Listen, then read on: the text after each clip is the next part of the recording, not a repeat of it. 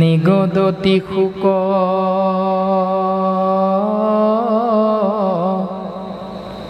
কথাও অনন্তৰে ও সোণানৃপ পৰীক্ষিত পৰম ভকত উদ্ধৱে বুজিলা কৃষ্ণৰ সবে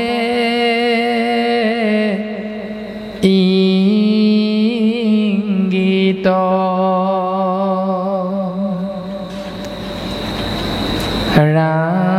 ৰাম দেখি বিমংগল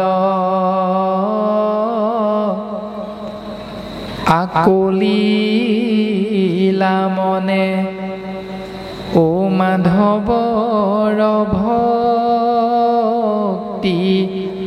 কাজ কুল সংহৰিবা বৈকুণ্ঠে চলিবা ও এৰিয়া দ্বাৰকা ৰাজ।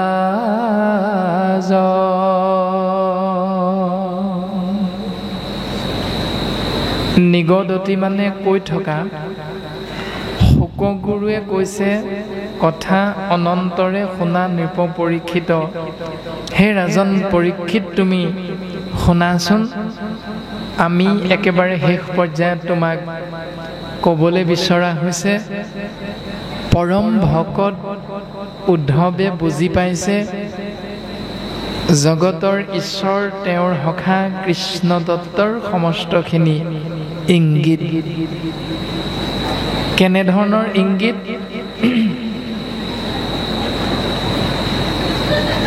কুল সংঘৰিবা বৈকুণ্ঠে চলিবা এৰিয়া দ্বাৰকা ৰাজ। যদুবংশক ধ্বংস কৰিলে, কুৰুক্ষেত্ৰ যুদ্ধত যি ভাৰত যুদ্ধ বুলি কোৱা যায়, তাত অধৰ্মক বিনাশ কৰি ধৰ্মক প্ৰতিষ্ঠা কৰিছে। আদি আদি যিবিলাক কৰ্ম ভগৱন্তৰ দ্বাৰা হৈছে, সেই কৰ্মবিলাক দেখি উদ্ধৱে আংশিক বুজি পাইছে যে ভগৱন্তই কৰা এই কৰ্মখিনিৰ আঁৰত নিশ্চিত ৰূপত কিবা এক গূঢ়াৰ্থ লুকাই আছে। আৰু সেইকাৰণে মহাভক্ত উদ্ধৱে হা কৃষ্ণ স্বামী বুলন্ত লোটক নয়নৰ পৰে শৰীৰত শোকে অগণি উধাই মনে মহামৰ্ম চৰে।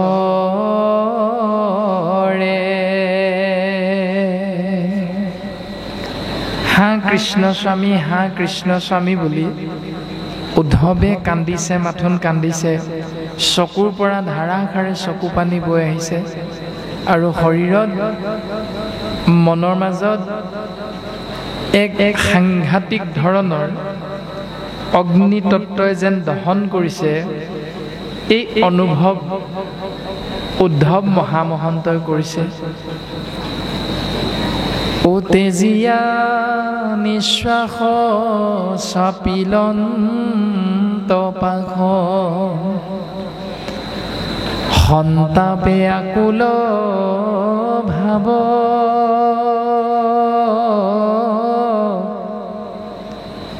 বিৰল থানত পৰিপ্ৰণামিলা শিৰে পৰহিয়া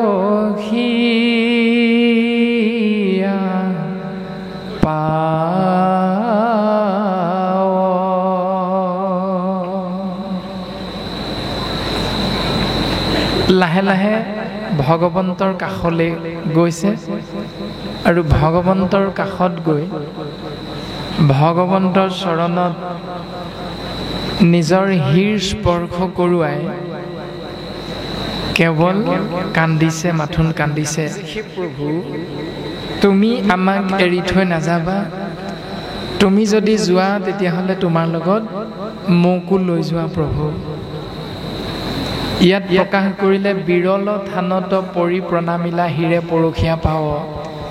বিৰল থান মানে এই কাৰণেই বিৰল থান বুলি কোৱা হৈছে যে যি ঠাইত ভগৱন্ত পুৰুষ ব্যাধৰ শৰত শৰবিদ্ধ হৈ পৰি আছে, সেই স্থানত কেৱল পৰম আত্মা কৃষ্ণ তত্ত্ব আৰু মহাভক্ত উদ্ধৱ জীৱাত্মাৰ প্ৰতীক হিচাপে মাত্ৰ পৰমাত্মা আৰু জীৱাত্মাহে উপস্থিত আছে। সেইকাৰণে সেই স্থানৰ নাম কোৱা হৈছে বিৰল থান। আৰু এনে বিৰল থানত ভগৱন্তৰ চৰণ কমলত জীৱাত্মাৰ প্ৰতীক উদ্ধৱ মহন্তই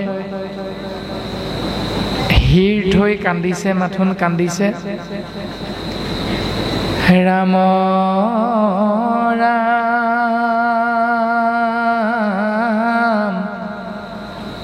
কৃষ্ণৰ বিয়োগে অগ্নি অন্তৰ্গতে হৃদয় দগধকৰে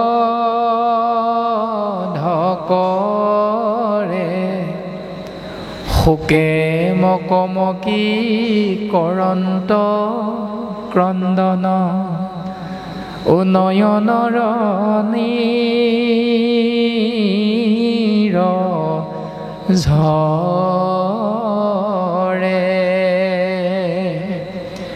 কটুক্ষণে আখি মুখমুচি পাছে উঠিলা নমায়া মাথ কৰি কীৰ্তনজলি বুলিবে লাগিলা অহুকে গদ গদ মাত। তাৰপাছত কান্দি কান্দি এটা সময়ত মহাভক্ত উদ্ধৱ লাহেকৈ অকণমান আশ্বস্ত হৈছে আৰু মূৰ তুলি ভগৱন্তৰ অগ্ৰত কীৰ্তনাঞ্জলি সেৱা নিবেদন কৰি গদ গদ মানে থোকা থুকি মাতেৰে প্ৰকাশ কৰিছে নিজৰ কিছু চিন্তা। এতিয়া বৰ্তমান পদে আমাক এভাগ সেৱাৰ চিনাকি দিলে। সেই সেৱাভাগীৰ নাম হ'ল কীৰ্তনাঞ্জলি সেৱা। আৰু এই কীৰ্তনাঞ্জলি সেৱা ভাগ প্ৰথম ভাগৱত আৰম্ভ হওঁতেই ব্যাসদেৱৰ আগমনত দেৱঋষি নাৰদৰ আগমনত ব্যাসদেৱে বদৰিকাশ্ৰমত এই কীৰ্তনাঞ্জলি সেৱাভাগ নিবেদন কৰিছে। আকৌ সৌনক প্ৰভৃতি 28,000 পৰম তত্ত্বদৰ্শী ঋষিমুনিয়ে মান্যতা প্ৰদান কৰি আসনাধিষ্ঠ কৰোৱা উগ্ৰশ্ৰৱা সূতৰ চৰণত কীৰ্তনাঞ্জলি সেৱা নিবেদন কৰিছে। এনে ধৰণে ভাগৱত শাস্ত্ৰই আমাক কীৰ্তনাঞ্জলি সেৱাক শ্ৰেষ্ঠতম সেৱাৰ দৰ্শন দিছে। আৰু আমাৰ সমাজ ব্যৱস্থাত যদি আমি চাওঁ তেতিয়াহ'লে আমি কীৰ্তনাঞ্জলি সেৱাৰ বিপৰীতে এভাগ সেৱা কৰি থাকোঁ। সমস্ত জনাৰে জ্ঞাত যে পৃথকে পৃথকে থকা দুইখন হাত পদুম ফুলৰ কলিটোৰ দৰে যেতিয়া লগ লগাই আমি ঈশ্বৰলৈ সেৱাভাগ নিবেদন কৰিম, এই সেৱাভাগৰ নাম দৰ্শন মতে কীৰ্তনাঞ্জলি সেৱা। আৰু তাৰ বিপৰীতে আমি বিভিন্ন ধৰণে সেৱা আগবঢ়াওঁ। আইসকলে চেলেং চাদৰখন মজিয়াত পাৰি লৈ হাত দুখন এনেধৰণে ওপৰলৈ কৰি সেৱাভাগ কৰে। বাপসকলে তাৰ বিপৰীতে হাত দুখন তললৈ কৰি সেৱাভাগ কৰে। আকৌ কেতিয়াবা নামঘৰলৈ সোমাই আহোঁতে এখন হাতেৰেও এনেধৰণে কৃষ্ণ কৰা যায়। নামঘৰৰ পৰা ঘৰ অভিমুখী হওঁতেও ওলাই যাওঁতে এখন হাতেৰেই প্ৰায় কৃষ্ণ কৰা দেখা যায়। প্ৰত্যেক সেৱাৰ নাম আছে আৰু শাস্ত্ৰই আমাক উত্তম সেৱাভাগী দৰ্শন দিছে, কৃতাঞ্জলি সেৱা। আৰু এখন হাতেৰে কৰা সেৱাভাগ দশম স্কন্ধত কাত্যায়নী ব্ৰত পালন কৰি যমুনা নদীত যেতিয়া গকুলৰ গোপীসকলে স্নান কৰিছিল, কৃষ্ণ তত্ত্বই যেতিয়া বস্ত্ৰ হৰণ কৰি কদম গছত তুলি থৈছিল, তেতিয়া বস্ত্ৰ বিচাৰি গোপীসকলে এখন হাতেৰে নিজৰ গুপ্য অংগ ঢাকি ৰাখি এখন হাতেৰে ঈশ্বৰ কৃষ্ণদেৱক স্তুতি কৰিছিল বস্ত্ৰ বিচাৰি বিচাৰি। আৰু তেতিয়াই ভগৱন্ত পুৰুষে প্ৰকাশ কৰিছিল যে এক হাতে দেৱক প্ৰণাম কৰে যিটো তাৰ হস্ত কৰে ছেদ। এখন হাতেৰে যদি ঈশ্বৰৰ অৰ্থে সেৱা আগবঢ়োৱা যায় তেতিয়াহ'লে তাৰ হাতখন কাটি পেলালেও অপৰাধ নাই। গতিকে এখন হাতেৰে কৰা সেৱাভাগ শাস্ত্ৰই কিমান নিকৃষ্টতম সেৱা বুলি দৰ্শন কৰাইছে তাক আমি জানি লৈ বুজি লৈ আমি সেইমতেৰে উত্তম সেৱাভাগী পালন কৰিবৰ বাবে প্ৰত্যেকেই চেষ্টা কৰাটো অতীৱ প্ৰয়োজন। আৰু উদ্ধৱে দুইখন হাতেৰে কৃতাঞ্জলি সেৱা নিবেদন কৰিছে আৰু নিবেদন কৰি ভগৱন্তৰ চৰণত মনৰ ভাৱনা প্ৰকাশ কৰিছে। ৰাম বংশক সংহৰি এৰি ভূমি তুমি যাইবা জানিলো আমি ঋষি শাপ বাপ ব্যৰ্থ নকৰিলা যিহেতু জগত স্বামী। হে প্ৰভু, এই ঋষিসকলে যে অভিশাপ দিছিলে যদুবংশক, দ্বাৰকা নগৰৰ কাষতে থকা পিণ্ডাৰক নামৰ তীৰ্থক্ষেত্ৰত ভগৱন্তৰে পুত্ৰ শাম্ব কুমাৰে লগৰীয়াসকলৰ লগ লাগি ত্ৰিকালদৰ্শী ঋষিমুনিসকলক উপলুঙা কৰিছিল। এটা কাহিনী আছে, হয়তো সমস্ত জনাৰে জ্ঞাত কাহিনীটো। ঠিক সেই উপলুঙা কৰা ব্যৱস্থাটো শাম্ব কুমাৰক দশমাহ গৰ্ভাৱতী এগৰাকী মাতৃৰ দৰে সাজপাৰ পিন্ধাই ঋষিমুনিসকলৰ কাষলৈ লৈ যোৱা হৈছিল আৰু জানিব বিচাৰিছিল সেই শিশুসকলে যে এওঁ অতিকৈ লাজকুৰীয়া, এওঁৰ গৰ্ভত এটি সন্তান আছে, আমি জানিব বিচাৰিছোঁ যে সন্তানটো প্ৰকৃততে ল'ৰা নে ছোৱালী। তোমালোকতো ত্ৰিকালদৰ্শী, অতীত বৰ্তমান ভৱিষ্যত সমস্তখিনি কথা তোমালোকৰ নখ দৰ্পণত, গতিকে তোমালোকে আমাক ক'ব লাগে। আৰু ত্ৰিকালদৰ্শী ঋষিমুনিসকলে যেতিয়া ধ্যান যোগে গম পালে যে প্ৰকৃততে এওঁ মহিলা নহয়, এওঁ হ'ল মহিলাৰ বেশত প্ৰকৃততে কৃষ্ণৰে সন্তান শাম্ব, হ'লেও এৰা সমস্ত যে আমাক উপলুঙা কৰিছে, তাৰ বাবে ঋষিমুনিসকলে যদুবংশ ধ্বংস হ'বৰ বাবে অভিশাপ প্ৰদান কৰিলে যে যিটো ব্যৱস্থা, যি গৰ্ভত সন্তান ল'ৰা নে ছোৱালী বুলি জানিবলৈ তোমালোকে বিচাৰিছিলা, সেই গৰ্ভত থকা শিলটোৱে কালক্ৰমত মুখললৈ ৰূপান্তৰিত হৈ যদুবংশ ধ্বংসৰ কাৰণ হৈ যাব। আৰু সেই কথাটোত অভিশাপত ভয় খাই শিশুসকলে কৃষ্ণক বাতৰিটো নজনাই দ্বাৰকাৰে মহান মহান বীৰ তথা জ্ঞানীসকলক অক্ৰূৰকে ধৰি জ্ঞানীসকলক কথাটো অৱগত কৰিল যদিও তেৰা সমস্তই বিপদকালত বুদ্ধি নাশ হোৱাৰ দৰে সৃষ্টি স্থিতি প্ৰলয়ৰ গৰাকী কৃষ্ণ তত্ত্বক কথাটো জনাব লাগে বুলি নাভাবি পৃথিৱীৰ চাৰিও কোণৰ পৰা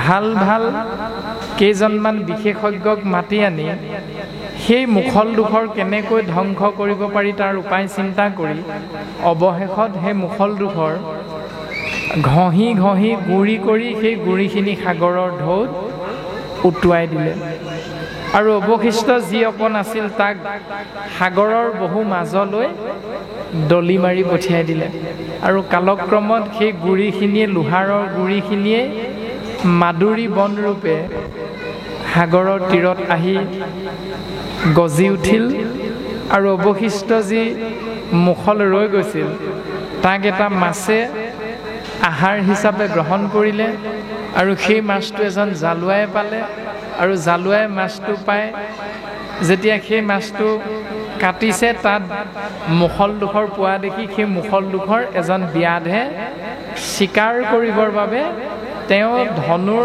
কাঁড়ৰ আগত নি লগাই লৈছে আৰু সেই ব্যাধজনৰ ঘৰতেই ভগৱন্তৰ অশ্বত্থ বৃক্ষৰ তলত পৰি আছে আৰু সেই ব্যাধ আছিল পূৰ্বজন্মত ভগৱন্তই যেতিয়া শ্ৰীৰামচন্দ্ৰ ৰূপে অৱতাৰ ধাৰণ কৰিছিল ত্ৰেতা যুগত তেতিয়া বালিৰ পুত্ৰ অংগদ ৰূপে আছিল আৰু সেই অংগদেই পাছৰ জন্মত ব্যাধ ৰূপে জন্মগ্ৰহণ কৰিছিল।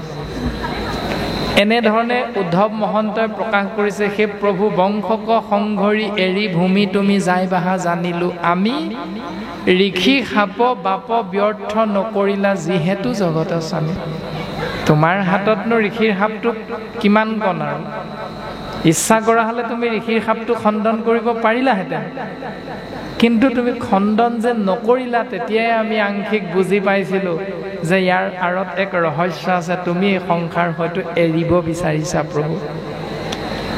ৰাম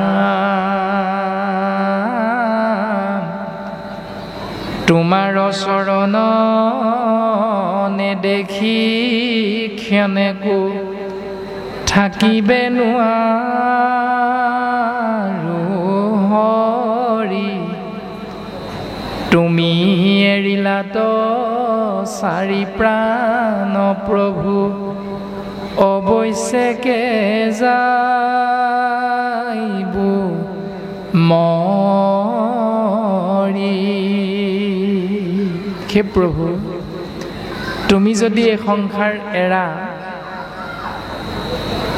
আমি তোমাৰ অবিহনে কেনেকৈ থাকিম প্ৰভু? আমিও তোমাৰ লগতে মৰি থকাই ভাল, এই বুলি উদ্ধৱে নিজৰ মনৰ ভাৱনা ভগৱন্তৰ চৰণত অৰ্পণ কৰিছে। ৰামে তুমি তপ পুণ্য তুমি বিনে শূন্য, দেখো ইটো ত্ৰিজগত কাৰ পুণ্য কৰো চৰণত ধৰো, লৈও কমো কলগত। হে প্ৰভু, মোৰ বাবে তুমিয়ে আছিল তপ, হে প্ৰভু মোৰ বাবে তুমিয়ে আছিলা পুণ্য, গতিকে তুমি বিনে শূন্য দেখিছোঁ এই ত্ৰিজগত স্বৰ্গ মৰ্ত্য পাতাল। গতিকে কাকতি কাৰ্পুণ্যভাৱে তোমাৰ চৰণত আমি সেৱা নিবেদন কৰিছোঁ, লৈও ক মোকো লগত, মোকো তোমাৰ লগতে লৈ যোৱা প্ৰভু। ৰাম ৰাম তোমাৰ চৰণ পংকজ পুজিবে, কতো পুণ্যে পাইলো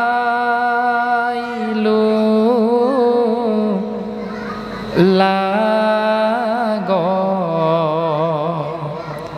বাপ জগন্নাথ নকৰা অনাথ, ভকত তুমি ত্যাগ।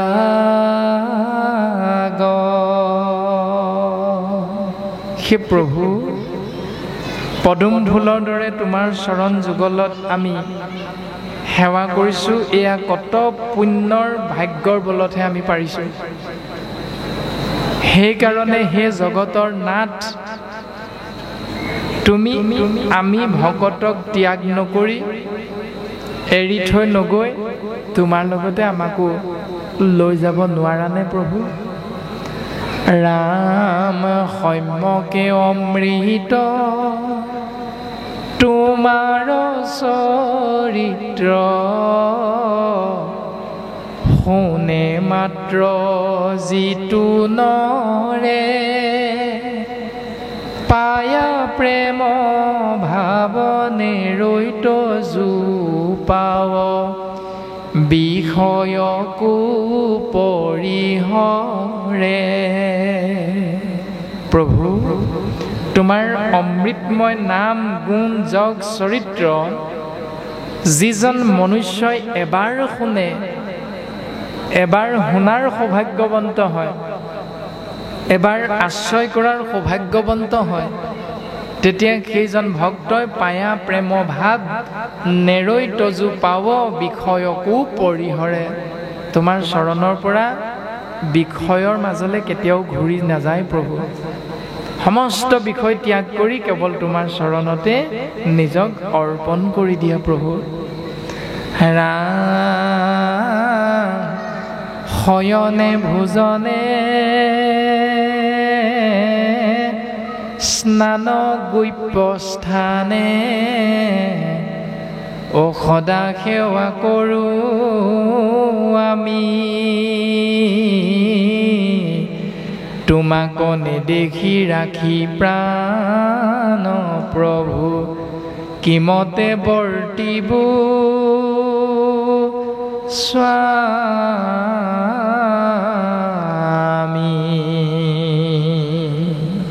প্ৰভু, শুই থকাৰ সময়তো মই তোমাৰ কথাই ভাবি থাকোঁ,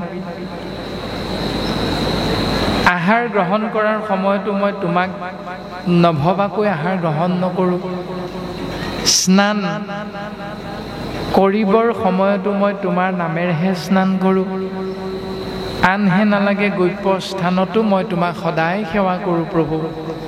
গৈপ্য স্থান মানে একান্ত নিজা, অৰ্থাৎ আমি বাপ আইসকলে যে পুৱা গধূলি ভগৱন্তক সেৱা নিবেদন কৰোঁ, সেই উপাসনাৰ স্থলীভাগৰ কথা কোৱা হৈছে গৈপ্য স্থান। এইটো হ'ল বাহ্যিক আৰু আধ্যাত্মিক হ'ল মানস কীৰ্তন, হৃদয়ৰ মাজত ভগৱন্তক চিন্তা কৰা। এয়া হ'ল গৈপ্য স্থান। আৰু শয়নে ভোজনে স্নান গৈপ্য স্থানে সকলোতে সদা সেৱা কৰোঁ আমি, সকলো সময়তে প্ৰভু তোমাকেই চিন্তা কৰিছিলোঁ। এতিয়া তোমাক নেদেখি ৰাখি প্ৰাণ প্ৰভু, কিমতে বৰ্তিব স্বামী।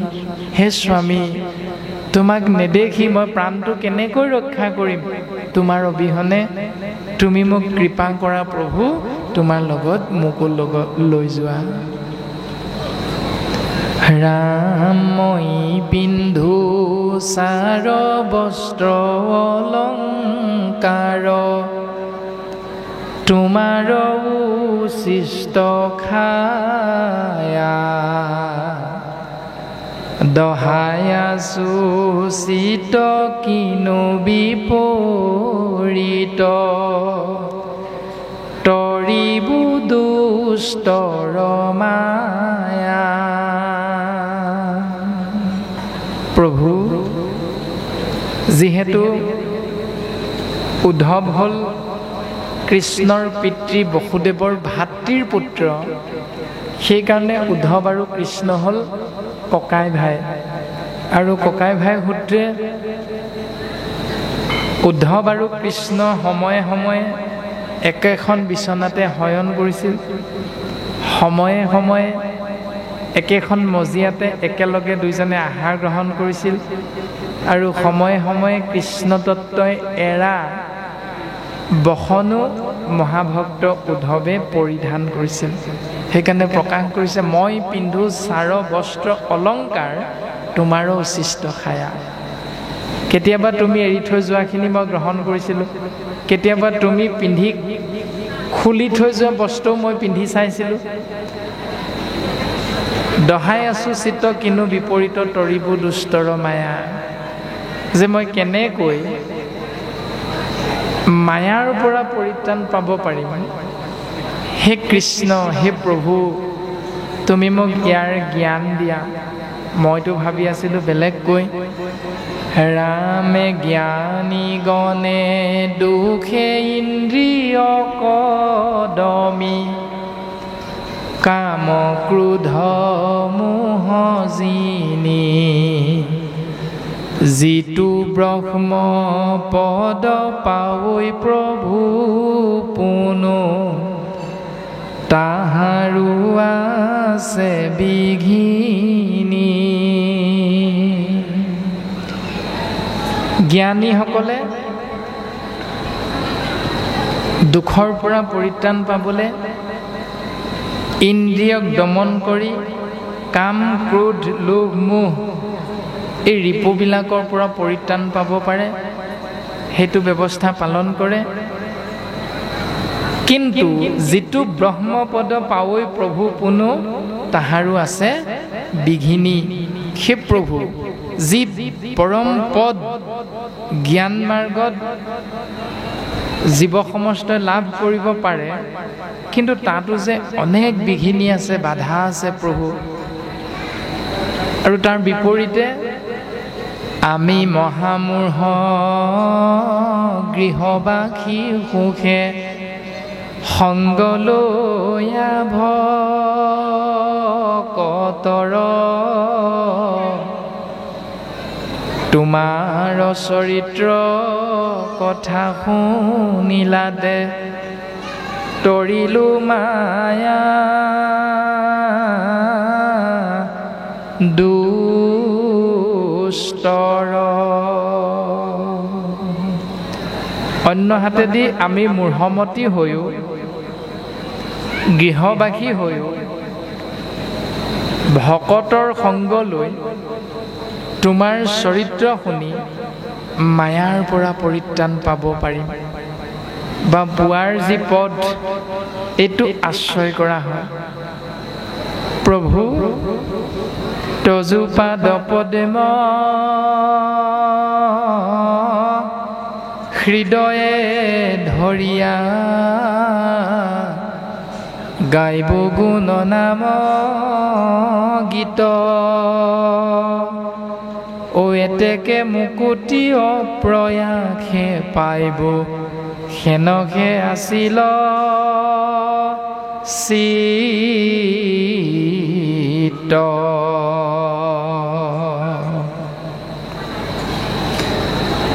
আমাৰ ইচ্ছা আছিল প্ৰভু তোমাৰ গুণ নাম গীত তোমাৰ পদুম ফুলৰ দৰে চৰণ যুগল হৃদয়ত ধাৰণ কৰি অপ্ৰয়াসে মুকুতি লাভ কৰিব পাৰিম। কিন্তু তুমিয়ে যদি যোৱাগৈ আমাৰ অৱস্থাটো কি হ'ব প্ৰভু? তুমি কৃপা কৰা। এনেধৰণে ভগৱন্ত পুৰুষৰ দুখানি অভয়চৰণত পৰি মহাভক্ত উদ্ধৱে কান্দিছে, মাথোন কান্দিছে। আৰু কৃপালু শ্ৰীমন্ত শংকৰদেৱ গুৰুজন বস্তুৱে প্ৰকাশ কৰিছে, অ শুনা নৰলোক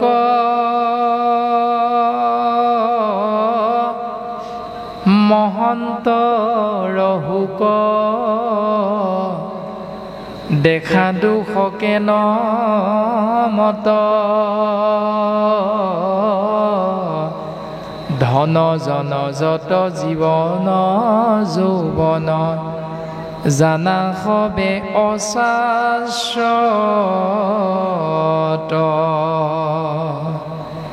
সেই মনুষ্যসকল তোমালোকে চোৱা, দেখা দুখ কেনমত। তোমালোকে যে ভাবা যে মইহে কেৱল দুখী বা দুখ পাইছোঁ বুলি এই সংসাৰত, চোৱাচোন উদ্ধৱৰূপী জীৱাত্মাৰ প্ৰতীক মহামহন্তৰো কেনে দুখ হৈছে। তেনে ক্ষেত্ৰত তোমালোকৰ যে দুখ নহ'ব, এইটো তোমালোকে কেতিয়াও নাভাবিবা। আৰু সেই দুখৰ উৎসবিলাকে হ'ল ধন জন যত জীৱন যৌৱন, জানা সবে অশাশ্বত। অশাশ্বত মানে অসত্য, শাশ্বত মানে সত্য। আমি যে ভাবি থাকোঁ মোৰ ধন, মোৰ জন, মোৰ মাটি, মোৰ বাৰী, মোৰ গাড়ী, মোৰ সম্পত্তি, মোৰ ল'ৰা, মোৰ ছোৱালী, এইটো হ'ল মিছা। আৰু এই মিছাখিনিক আমি সঁচা বুলি ভাবি এই সংসাৰত তেওঁলোকৰ পৰা আমি সুখ পাইছোঁ বুলি ভাবি সংসাৰ ধৰ্ম পালনত আমি ব্ৰতী হৈ থাকোঁ। আৰু গুৰুজন বস্তুৱে কৈছে, তোমালোকে ইয়াৰ মাজত যে দুখ পাইছা, এইটো প্ৰকৃততে ইয়ে অসত্য। গতিকে অসত্যৰ মাজত দুখ হোৱাটো স্বাভাৱিক। কিয়নো মহন্ত উদ্ধৱৰে যিহেতু দুখ হৈছে, তেনে ক্ষেত্ৰত তুমি আমাৰ বা তুমি আমি দুখ নহ'ব, এইটো কেনেকুৱা কথা হ'ব পাৰে? ৰামে পুত্ৰ পৰিবাৰ সকলে অসাৰ, নাটেক তাতেক মায়া, ক্ষণেকে থাকিয়া ক্ষণেকে অন্তৰৈ, সম্যকে মেঘৰ ছায়া। নাটেক তাতেক মায়া মানে ভেলকি বাজি। মোৰ ল'ৰা বুলি যে ভাবিলোঁ, এইটোৱে হ'ল ভগৱন্তৰ মায়া। মোৰ পৰিবাৰ বুলি যে ভাবিলোঁ, সেইটোৱে হ'ল ভগৱন্তৰ মায়াটো। গতিকে সকলে অসাৰ, এই সকলোবিলাক অসাৰ, তাতেক নাটেক মায়া মানে এইবিলাক ভেলকি বাজি, সম্যকে মেঘৰ ছায়া। যাদুৰ নিচিনা। যাদু খেলটো প্ৰকৃততে সত্য নহয়, কিন্তু সেই মুহূৰ্তত দেখি থাকিলে সত্য সত্য লাগে, সঁচা সঁচা লাগে। আৰু সেইকাৰণে গুৰুজনাই কৈছে, সকলোখিনি মোৰ মায়া মানে ঈশ্বৰৰ মায়া বুলি কোৱা হৈছে। এতিয়া আমি ইয়াক বুজিবৰ কাৰণে এটা যদি দৰ্শন চাওঁ, যেতিয়া ত্ৰেতা যুগত ভগৱন্ত পুৰুষে ৰাম ৰূপে অৱতাৰ ধাৰণ কৰিছিল, যেতিয়া দণ্ডুকা বনত ৰাম লক্ষ্মণ সীতা আছিল, মায়া মৃগ খেদি যেতিয়া ৰাম আঁতৰি গৈছিল লক্ষ্মণক এৰি থৈ, আৰু অলপ সময়ৰ পাছত লক্ষ্মণেও ৰামৰ চিঞৰ শুনি নবৈ সীতাৰ কথা শুনি ৰামক সহায় কৰিবলৈ গৈছিল। আৰু সেই চেগতে ৰাৱণে ছদ্মবেগ ধৰি সীতাক হৰণ কৰি নিছিল। আমি সকলোৱে এইখিনি কথা জানো, কিন্তু সেই জনাটোত তত্ত্বটো কি লুকাই আছে, যে স্বয়ং জগতৰ ঈশ্বৰ হৈও পত্নী সীতাৰ কিন্তু বিপদৰ সময়ত ভগৱন্ত কিন্তু কাষত নাছিল। যেনেকৈ থাকিব লাগে তেনেকৈ নাছিল। তাৰমানে সীতাই ৰামক স্বামী স্বামী বুলি ভাবি আছিল, অথচ বিপদৰ সময়ত কিন্তু স্বামী কাষত নাছিল। তাৰমানে কি দৰ্শন কৰাইছে, যে আমি জীৱ আত্মা অকলহৰে আহিছোঁ এই সংসাৰলৈ, যাবগৈ লাগিব অকলহৰে। দ্বিতীয়তে দৰ্শন কৰাইছে যে দশৰথৰ পুত্ৰ ৰাম লক্ষ্মণ ভৰত শত্ৰুঘ্ন স্বয়ং জগতৰ ঈশ্বৰ চাৰি অংশে অৱতাৰ হোৱাৰ পাছতো পুত্ৰ মোহত পৰি থকাৰ বাবে দশৰথৰ মৃত্যুৰ সময়ত কিন্তু এজন পুত্ৰও কাষত নাছিল। আছিল নে নাই? তাৰমানে কি? মিছা ধন জন পুত্ৰ ভাৰ্যা আহবহি অসাৰী বুলি এতিয়া ইতিমধ্যে যে পদত ক'লে, তাৰ অৰ্থ সেইটোৱে। দ্ৰৌপদীক যেতিয়া দুঃশাসনে বস্ত্ৰহৰণ কৰিছিল ৰাজসভাত, কাষতে কিন্তু যুধিষ্ঠিৰ, ভীম, অৰ্জুন, নকুল, সহদেৱ পাঁচোজন স্বামী বহি আছিল, অথচ এজনেও কিন্তু পত্নীগৰাকীক ৰক্ষা কৰিব পৰা নাছিল। তাৰমানে এই সকলোখিনি মিছা, আপুনি মই এনেই সঁচা বুলি ভাবি আছোঁ। এই জ্ঞানটো দি আছে আমাক। আহিছোঁ অকলে, যামেগৈ অকলে, লগত নাযায় কোনোজন। আৰু সেইকাৰণে আমাৰ বন্ধু হ'ল কেৱল, পিতৃ হ'ল কেৱল, সৌহৃদ হ'ল কেৱল এটাই, সেয়া হ'ল অ নামে ধন জন, বন্ধু নামে পিতা মাতা, নাম নিজ সৌহৃদ নামে হে গতি দাতা। আমাৰ সকলোৰে গতিদাতা হ'ল নাম। আমাৰ সকলোৰে ধন হ'ব লাগিব নাম।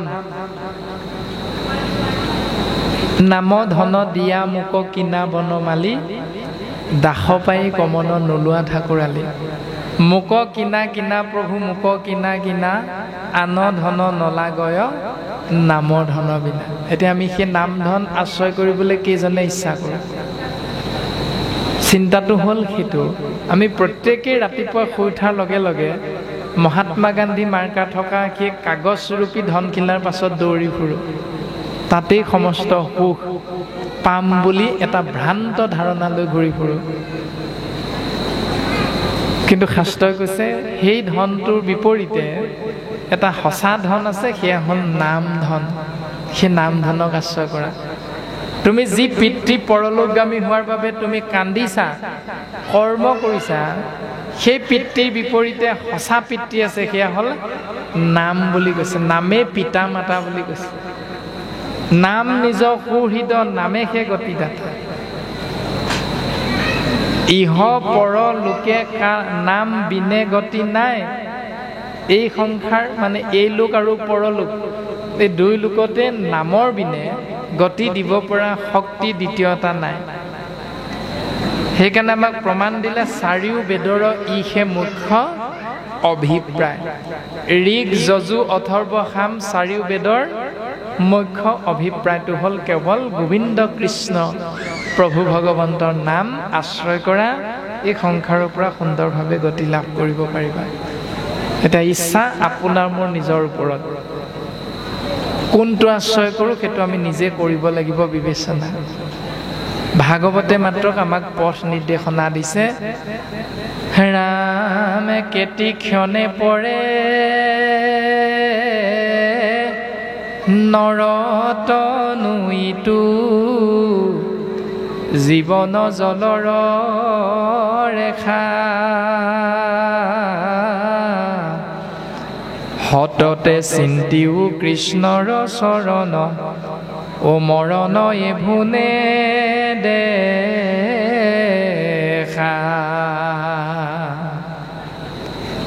কোন মুহূৰ্তত নৰতনু, তনু মানে দেহা, নৰ মানে মনুষ্য, এই মনুষ্য শৰীৰটো এৰি আত্মাতত্ব ওলাই গুচি যাব কোন মুহূৰ্তত, তাৰ জ্ঞান আমাৰ কাৰো নাই। সেইকাৰণে হততে চিন্তিও কৃষ্ণৰ চৰণ, মৰণ এভো নেদেখা। যিহেতু মৃত্যুৰ জ্ঞান আমাৰ কাৰো নাই, সেইকাৰণে সদা সৰ্বদা কৃষ্ণৰ নাম চিন্তা কৰি থাকা।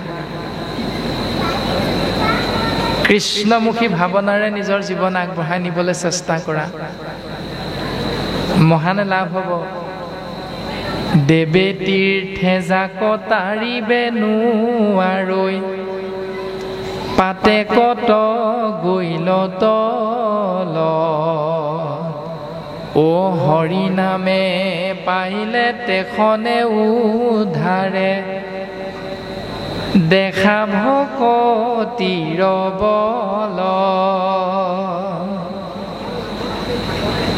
দেৱতাবিলাকে গতি দিব নোৱাৰে।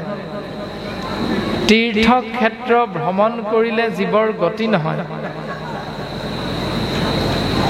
বিপৰীতে পাতে কত গৈল তল, এনেকৈ কৃষ্ণস্তু ভগৱন্তৰ নাম এৰি যদি ৩৩ কোটি দেৱ দেৱতাৰ চৰণলৈ যাওঁ, তীৰ্থক্ষেত্ৰ ভ্ৰমণ কৰিবলৈ যাওঁ, তেতিয়াহ'লে কৃষ্ণস্তু ভগৱন্তক এৰাৰ বাবে জীৱৰ পুণ্যৰ বিপৰীতে পাপহে অৰ্জন হয় বুলি কৈছে।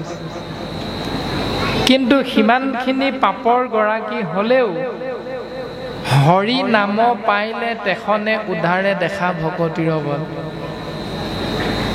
প্ৰমাণ অজামিল। অজামিল নামৰ ব্ৰাহ্মণজনে অনাচাৰ কৰা স্বত্তেও মৃত্যুৰ প্ৰাক মুহূৰ্তত পুত্ৰ নাম নাৰায়ণ বুলি উচ্চাৰণ কৰি এই সংসাৰৰ পৰা পৰম গতি লাভ কৰিব পাৰিছিল। গতিকে আপুনি মই পাপৰ পৰা পৰিত্ৰাণ পাবলৈ, অমংগলৰ পৰা মংগল সাধনৰ কথা চিন্তা কৰিলে শাস্ত্ৰই আমাক উপায় এটাই দিছে, সেইটো হ'ল কেৱল কৃষ্ণ নাম। আশ্ৰয় কৰা নকৰাটো আপোনাৰ মোৰ প্ৰত্যেকৰে নিজৰ নিজৰ কথা। ৰাম দুৰাচাৰ যেবে হৰি নাম লবৈ, শিউ শুদ্ধ হুবয়াতি, কৃষ্ণ কস্মৰণে হুয়তে খনে, অন্ত্যজুত্তমৱাতি।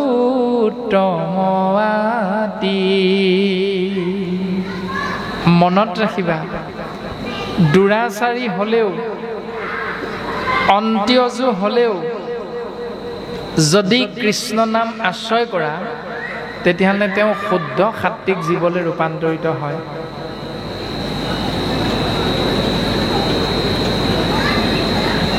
তাৰমানে আমাক ভাগৱতে এক মহান দৰ্শন দিলে, জন্ম যাইতে শূদ্ৰ সংস্কাৰতে দ্বিজ বেদ পাঠাত ভৱতে বিপ্ৰ ব্ৰহ্মক জানন্তি স ব্ৰাহ্মণ। আমি যে ভাবি থাকোঁ আমি ব্ৰাহ্মণ, তেওঁলোক ক্ষত্ৰিয়, তেওঁলোক বৈশ্য, তেওঁলোক শূদ্ৰ, চাৰি জাতিৰ কথা। মাধৱ গুৰুজনে আমাক সুন্দৰভাৱে ঘোষা শাস্ত্ৰত উত্তৰটো দি থৈ গৈছে। আৰু আজি নামঘৰত উপস্থিত হওঁতেই উদ্যোক্তা মণ্ডলী তথা সেউকী বাপ আইসকলে সেই ঘোষা জোকা আশ্ৰয় কৰিছিল। নহু জানা আমি চাৰি জাতি, চাৰিও আশ্ৰমী নহু আতি, নহু ধৰ্মশীল দান ব্ৰত তীৰ্থগামী, কিন্তু পূৰ্ণানন্দ সমুদ্ৰৰ গোপী ভৰ্তা পদ কমলৰ, দাসৰো দাসৰ টান দাস ভৈলো আনি। গুৰুজনাই দিয়া সেই ঘোষাৰ তাত্ত্বিক অৰ্থটো যদি আমি প্ৰত্যেকে আশ্ৰয় কৰোঁ, যে আমি যদিও জন্মগতভাৱে ব্ৰাহ্মণ, কিন্তু গুৰুজনাৰ আদৰ্শত শৰণ মাৰ্গলৈ অহাৰ লগে লগে আমাৰ ভাৱনাটো হ'ব লাগিব যে জন্মসূত্ৰে যদিও আমি ব্ৰাহ্মণ, তথাপিতো গুৰুজনে আমাক চিনাকি দিছে নহু জানা আমি চাৰি জাতি। আমি কিন্তু এটি জাতিৰো নহয়। তাৰমানে আমি সকলো এজন ঈশ্বৰৰ সন্তান। এই ভাৱনাটো আমি আনিব পাৰিব লাগিব। অকল মুখেৰে যে আমি কৈ থাকিলেই আমি উদ্ধাৰ পাই যাম, এইটো কথা নাই কোৱা। ভাই মুখে বোলে ৰাম, হৃদয় ধৰা ৰূপ, এতেকে মুকুতি পাইবা কহিলো স্বৰূপ। মন ৰূপী ভাইক কোৱা হৈছে মুখেৰে ৰাম বুলি কোৱা, কিন্তু সেই নামৰ গৰাকীজনৰ ৰূপটো হৃদয়ত চিন্তাও কৰিব লাগিব। যদি নাই কৰা, তেতিয়াহ'লে অকণমান হ'লেও খেলি মেলি নিশ্চয় আছে। আমি চিন্তা কৰিব লাগিব যে দুৰাচাৰী হ'লেও, অন্ত্যজু মানে নিকৃষ্টৰো নিকৃষ্টতম জাতিত জন্মগ্ৰহণ কৰিলেও যদি তেওঁ ঈশ্বৰৰ নাম ল'ব পাৰিলে, তেতিয়াহ'লে ভগৱন্তৰ একান্ত ভকতৰ শাৰীলে তেওঁ উত্তৰণ হৈ যায়। তাৰ পাছতো যদি আপুনি মই শূদ্ৰ, আমাৰ লগত নাম ল'ব নোৱাৰিব বুলি যদি আমি সমাজৰ পৰা একাষৰীয়া কৰোঁ, তেতিয়াহ'লে সেইটো অপৰাধ হ'ব। যিসকলে আমি সেইটো নিয়ম পালন কৰিম, তেওঁলোকৰ লগত সেই অপৰাধটো থাকি যাব।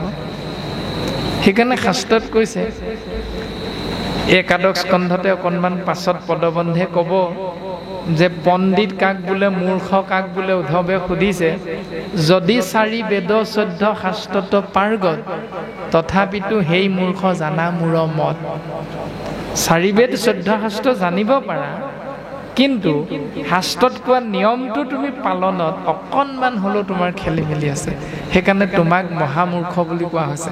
যিসকলে আমি চাৰি বেদ 14 শাস্ত্ৰ 18 পুৰাণ জানি শূদ্ৰ বংশজাত বুলি যদি নামৰ আসনৰ পৰা আঁতৰাই ৰখা যায়, শৰণ ভজন লোৱাৰ পাছতো, তেতিয়াহ'লে আপোনাকে মোকে শাস্ত্ৰই মূৰ্খ বুলি গালি পাৰি আছে। গতিকে মূৰ্খ কাক কয়, পণ্ডিত কাক কয়, আমি জানিবৰ বাবে ইচ্ছা কৰিলে শাস্ত্ৰই আমাক সুন্দৰভাৱে প্ৰকাশ কৰিছে কথাখিনি। বৰ্তমান মাত্ৰ পদে ক'লে যে কৃষ্ণ নাম আশ্ৰয় কৰা, তোমাৰ জন্ম ক'ত হৈছে দৰকাৰ নাই, তোমাৰ উপাধি কি দৰকাৰ নাই, তোমাৰ ডিগ্ৰী কি দৰকাৰ নাই, মাত্ৰ তুমি কৃষ্ণ নাম আশ্ৰয় কৰি কলিত ভকত হ'ব পাৰিবা। কীৰ্তন গ্ৰন্থটো গুৰুজন বস্তুৱে উপদেশ সুন্দৰভাৱে দি থৈ গৈছে যে কলিত কৃষ্ণৰ নাম আশ্ৰয় কৰা মাত্ৰেই ভকত বুলি কৈছে। তাৰ পাছতো যদি আমি তেওঁলোকক অভকত বুলি ঠেলা মাৰি দিওঁ তেতিয়াহ'লে তাৰ অপৰাধ আমাৰেই হ'ব। সেইকাৰণে আমি চিন্তা কৰিব লাগিব, ৰাম বিষয়ৰ দুখে বাধিবে নোৱাৰো, ভকতি পাতে কহৰে, আচুক উত্তম ভকতৰ কথা, সামান্য ভকতৰে।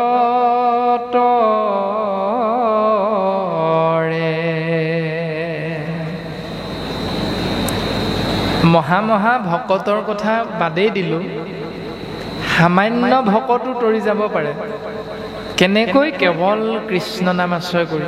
এতিয়া সামান্য ভকতসকলৰ দৰ্শন এটা দিলে বিষয়ৰ দুখে বাধিবে নোৱাৰে, তাৰমানে বিষয়ৰ মাজত সোমাই থকা সকলক স্বাভাৱিকতে সামান্য ভকত বুলি কোৱা হয়। বিষয়ৰ মাজত আমি সোমাই থকা সকলক, কিন্তু বিষয়ৰ মাজত থাকিও যদি আমি পুৱা গধূলি অ যেই বস্তু দিওঁ প্ৰভু সেই বস্তু চোৱা,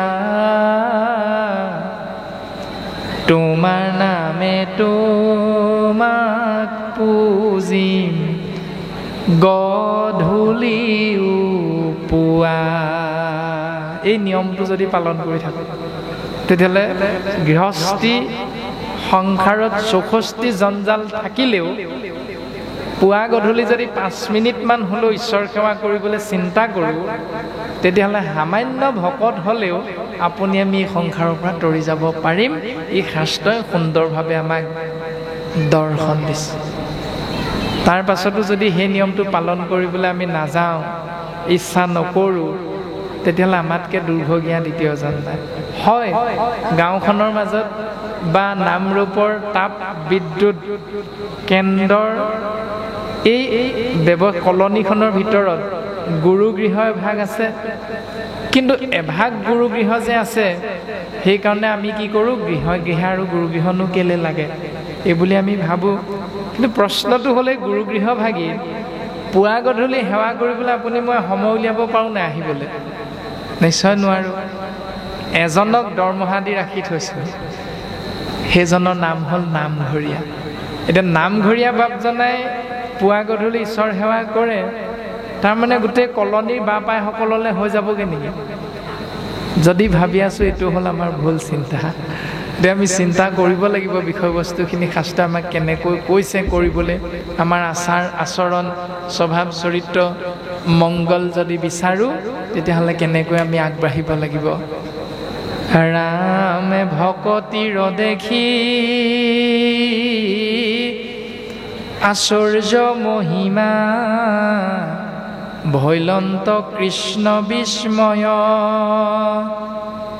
হেন জানিতো হৰিৰ নামত, এৰিও সবে সংশয়।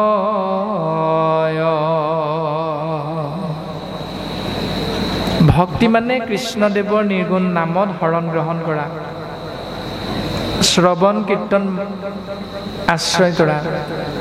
কিন্তু ভগৱন্ত নিজে কৰিব নোৱাৰা কামটো তেওঁ নামে কৰি দিয়ে। কিন্তু দেৱতাবিলাকৰ ভিতৰত পৰম দেৱদত্ত হ'ল ঈশ্বৰ মাধৱ বুলি কৈছে। মা মানে লক্ষ্মী, মা মানে লক্ষ্মী, ধৱ মানে স্বামী। লক্ষ্মীৰ গৰাকী হ'ল কৃষ্ণ, কৃষ্ণৰে অনন্ত কোটি নামৰ এক নাম হ'ল মাধৱ। আৰু ধৰ্ম যে আমি কৰি আছোঁ বিভিন্ন নিয়ম, সেই ধৰ্মবিলাকৰ ভিতৰত ৰজা ধৰ্মটো হ'ল ঈশ্বৰৰ নাম। তাক যদি আশ্ৰয় কৰা নাই তেতিয়াহ'লে আপুনি মই শুদ্ধ সত্য নিয়মটো পালন কৰিব পৰা নাই। আৰু নোৱাৰাৰ মূল কাৰণটো হ'ল সুদৃঢ় বিশ্বাসটো আপোনাৰ মোৰ নাই হোৱা। গুৰুজনাই কৈছে সুদৃঢ় বিশ্বাস কৰি নিৰন্তৰে সমস্তজনে উচ্চ স্বৰে ৰাম ৰাম কৃষ্ণ কৃষ্ণ হৰি হৰি বিষ্ণু বুলি জীৱন যাপন কৰিবলৈ চেষ্টা অব্যাহত ৰাখা। এইটোৱে হ'ল প্ৰথম পদবন্ধে। আমাৰ আগত প্ৰকাশ কৰা গুৰুজনাৰ তত্ত্ব দৰ্শন আৰু আমিও সীমিত জ্ঞানেৰে সবাৰ শ্ৰীচৰণত সেৱাভাগী নিবেদন কৰা হৈছে যে মাধৱ পুৰুষে যেতিয়া শংকৰ গুৰুজনাৰ সেই তত্ত্ব দৰ্শন জানিব পাৰি কৈছিল বোলে গুৰু আমি তৰিলোঁ তেতিয়া শংকৰ গুৰুজনাই মাধৱক ক'লে বোলে মাধৱ তুমিও থাকিব লাগিব নহয় বোলে গুৰুজন আমিনো ক'ত থকা হ'ব তেতিয়া গুৰুজনাই ক'লে অ ঘোষা নামে শাস্ত্ৰ খানি তুমিও লিখিবা ঘোষা ৰত্নাৱলীৰ মধ্যে তুমিও থাকিবা এতিয়া মাধৱদেৱক বিচাৰি ক'লৈ যাম গছৰ তললৈ অন্য দেৱতাৰ পূজাৰ স্থানলৈ ক'লৈ যাম একেবাৰে নিশ্চিত ৰূপত আমাক সিদ্ধান্ত দিছে ঘোষাৰ ৰত্নাৱলীক যদি আশ্ৰয় কৰোঁ মাধৱদেৱক আমি তাত পাম তাৰপিছত শংকৰদেৱক ক'ত পাম কীৰ্তন আৰু দশমৰ মাজত যদি কীৰ্তন গ্ৰন্থভাগ আপুনি মই হাতেৰে স্পৰ্শ কৰোঁতে গুৰুজনাৰ চৰণ স্পৰ্শ কৰাৰ অনুভৱ হোৱা নাই তেতিয়াহ'লে আপুনি মই জানিব লাগিব আমাৰ সুদৃঢ় বিশ্বাসটো নাই সেইকাৰণে আমি মৃত্যু তিথিবিলাক পাতি থাকোঁ আৰু সুন্দৰভাৱে গুৰুচৰিততো সিদ্ধান্ত দিছে পূৰ্বকালে ই দেশত নাছিল ভকতি পূৰ্বকালে এই ৰাজ্যত ভক্তি নাছিল বিপৰীতে কি কৰিছিলে নানা দেৱ পূজা মাত্ৰ আচৰে সম্প্ৰতি নানা দেৱ দেৱতাৰ পূজা অৰ্চনা প্ৰক্ৰিয়াটো নিয়মটো কি আছিল নানা দেৱ পূজন কৰয় বলিদান শংখ চাগ মহিষ কাটৈ অসংখ্য প্ৰমাণ হাঁহ ছাগলী পাৰ মহ আদিবিলাক 33 কোটি দেৱ দেৱতাৰ যি যাক ভাল পায় সেইজনৰ সন্তুষ্টিৰ বাবে অৰ্পণা কৰি নিজৰ মংগল কামনা কৰা এই নিয়মটোহে পূৰ্বতে সংসাৰত বৰ্তি আছে আৰু এনেকৈ জীৱবিলাক পৰম গতিৰ বিপৰীতে অধোগতি যোৱা দেখি অ লোক তল গৈল কলি পাপ সাগৰত গুৰুজনাৰ দৰ্শনটো আমি মন কৰিলে বুজি পাম অসমৰ মানুহবিলাক কলিৰ পাপত তল গ'ল বুলি নাই কোৱা ভাৰতবৰ্ষৰ মানুহবিলাকো কলিৰ পাপত পৰি আছে বুলি নাই কোৱা গুৰুজনাই কৈছে লোক তল গৈল কলি পাপ সাগৰত জীৱ সমস্ত কলিৰ পাপ সাগৰত তল যোৱা দেখি কৃপাময় কৃষ্ণে চিন্তা কৰিব কুণ্ঠত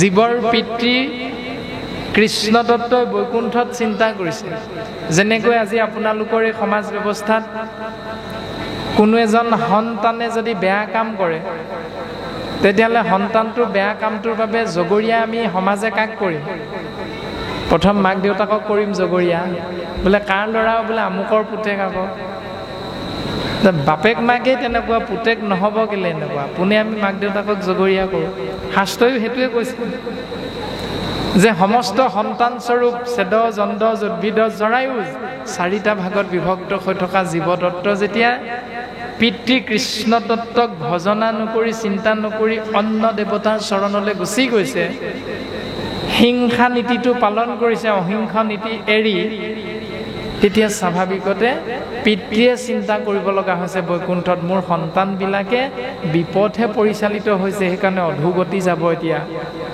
চিন্তা কৰি বৈকুণ্ঠত এটা উপায় উলিয়ালে উপায়টো কি ইটো লোক সমস্তকে এই সংসাৰৰ অসমৰ মানুহখিনিক বুলি নাই কোৱা এই সংসাৰৰ ব্ৰাহ্মণসকলক বুলি নাই কোৱা এই সংসাৰৰ ভাৰতবৰ্ষৰ মানুহখিনিক বুলি নাই কোৱা এই সংসাৰৰ অসমীয়া জাতিটোক বুলি নাই কোৱা উবা নৰলোক বুলি কৈছে এইৰামে ইটো লোক এই সংসাৰৰ সমস্তকে কৰিতে উদ্ধাৰ শংকৰ মাধৱ ৰূপে ভৈলা অৱতাৰ।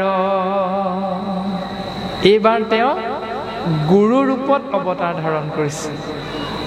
কিয়নো পূৰ্বতে সিদ্ধান্ত আছে যে ৩৩ কোটি দেৱ দেৱতাই মনুষ্যৰ পূজা অৰ্চনা খাবলৈ নোপোৱাৰ বাবে ব্ৰহ্মাৰ ওচৰত গৈ সেৱা নিবেদন কৰিছিল, উপায় এটা দিয়ক। ব্ৰহ্মাই ক'লে মই দিব নোৱাৰিম, শিৱৰ ওচৰলৈ যাওঁ ব'লা। শিৱৰ ওচৰলৈ গ'ল, শিৱই ক'লে ময়ো ইয়াৰ উত্তৰটো দিব নোৱাৰিম, পৰম ব্ৰহ্ম কৃষ্ণ তত্ত্বৰ কাষলৈ যাওঁ ব'লা। আৰু যেতিয়া ক্ষীৰ সাগৰৰ তীৰত গৈ কৃষ্ণ তত্ত্বৰ আবাহন কৰি কৃষ্ণ তত্ত্বৰ দৰ্শন হৈছে, তেতিয়া কৃষ্ণ তত্ত্বই প্ৰকাশ কৰিছে যে তোমালোকে মনুষ্যৰ পূজা অৰ্চনা খাবলৈ পাবা যদিহে মোৰ নামটো ছল কপট কৰি লুপ্ত কৰি তোমালোকৰ মায়াময় দেৱ ধৰ্মবিলাক উজ্জীৱিত কৰিব পাৰা, জীৱৰ মাজত প্ৰচাৰ কৰিব পাৰা, তেতিয়াহ'লে তোমালোকৰ মনৰ আশা পূৰণ হ'ব। আৰু দেৱতাসকলে ভগৱন্তৰ আজ্ঞা পায় ভগৱন্তৰ নামটো ছল কপট কৰি লুপ্ত কৰি নিজৰ মায়াময় দেৱ ধৰ্মবিলাক জীৱৰ মাজত প্ৰচাৰ কৰিবলৈ লাগি গ'ল।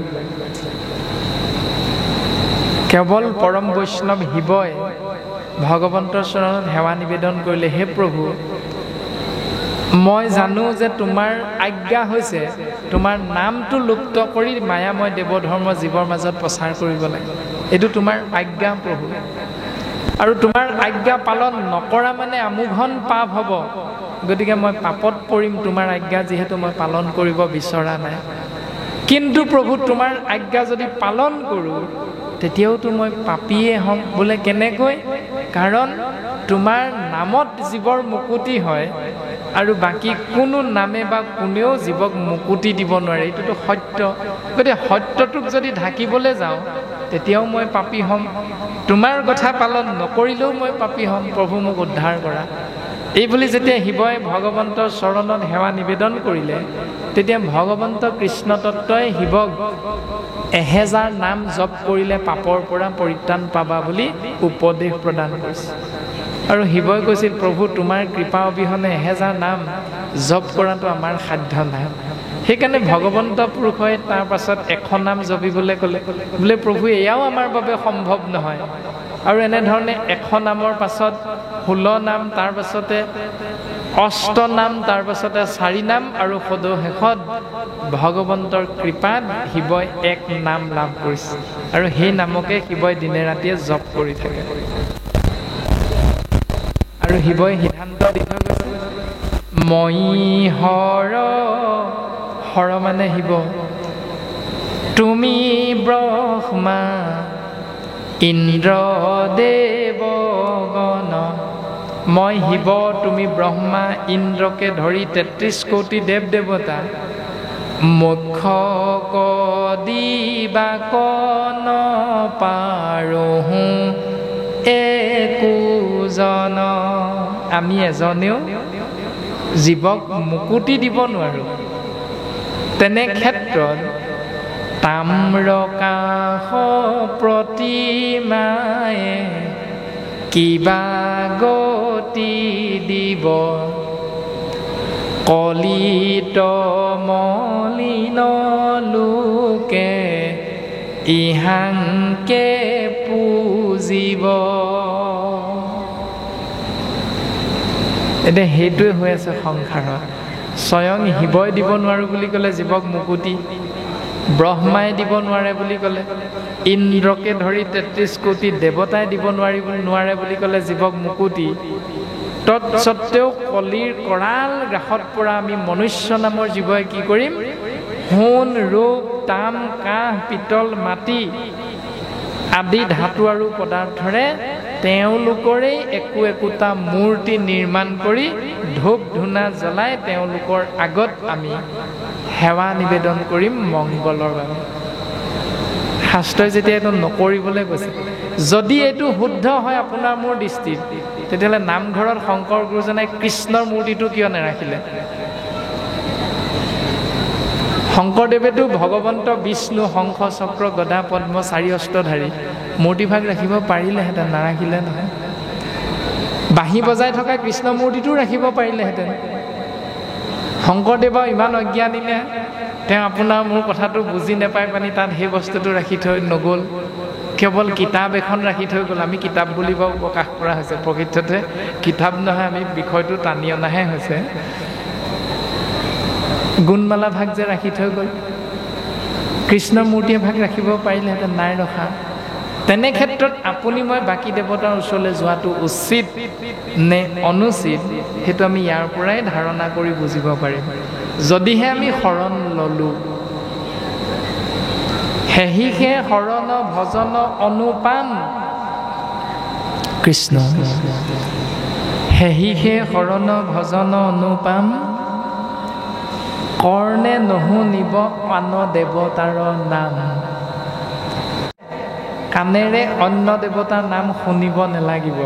এতিয়া শুনাটোতো দূৰৰ কথা, আপুনি মই ভজনাকে কৰি আছোঁ অন্য দেৱতাক, এতিয়া আপুনি মই শৰণ ভজনটো ৰক্ষা কৰিব পাৰিছোঁনে, শাস্ত্ৰই কৈ দিছে। আৰু গতিকে চিন্তা আমাৰ প্ৰত্যেকৰে নিজৰ নিজৰ, কোনো ব্যক্তি বিশেষে সমাজ বিশেষে নাম পোৱা নাই, সেইকাৰণে আমিও কাকো এই ধৰণে ক'ব নোৱাৰোঁ। মাত্ৰ আমি প্ৰত্যেকেই জ্ঞানী মনুষ্যৰ এহি মানে মাত্ৰ কৰ্ম বুলি কৈছে, যে যদি আমি প্ৰকৃততে জ্ঞানী মনুষ্য বুলি সমাজত বৰ্তি আছোঁ, তেতিয়াহ'লে আমাৰ কৰ্ম কি ধৰ্ম কি আমি শাস্ত্ৰসন্মতে বুজি লৈ সেই পথেৰে নিজক আগবঢ়াই নিবলৈ চেষ্টা কৰিব লাগিব।